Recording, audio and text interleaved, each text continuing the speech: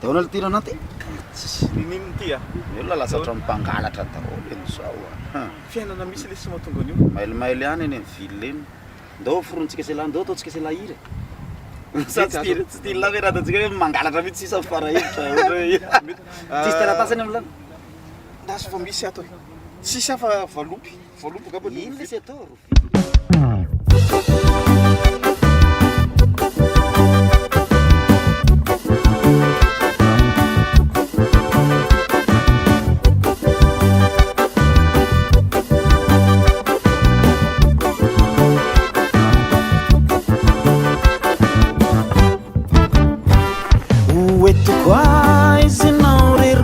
Chiarako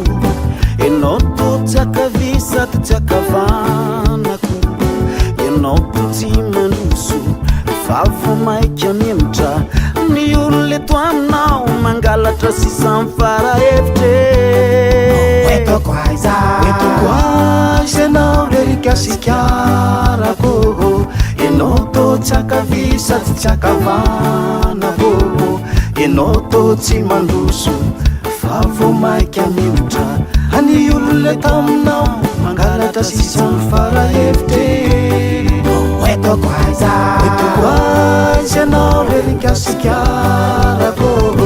enao to tsy ankavisa ty tsy ankavanako enao to tsy mandroso vavo maika mihitra any olona taminao mangalatra sisa mifarahevitre etoko aiza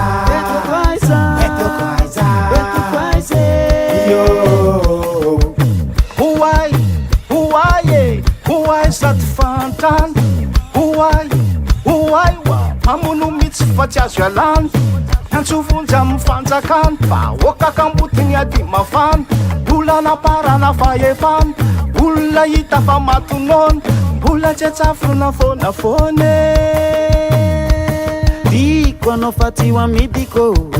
o tsy foiko atakaloko nefa tsy tiako ampindranona sa malahelo sy mitomany mbola betsaka ny tsy milamina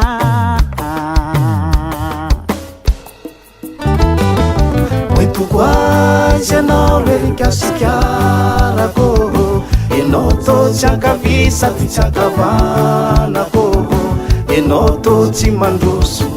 vavo maika mihevitra any olona taminao mangalatra sisa mifarahevitre etoko aiza kalma rakikie mazamazana izy ty nefa zareo mbola mankafy tsy mitsetsitsetsy tromby mahia o manginareo natenaina fa zafatra tiaanatamanaina totondro sy ny taka sy ny te amaina no pasy sy ny pomba no mandatsakaina etoko aiza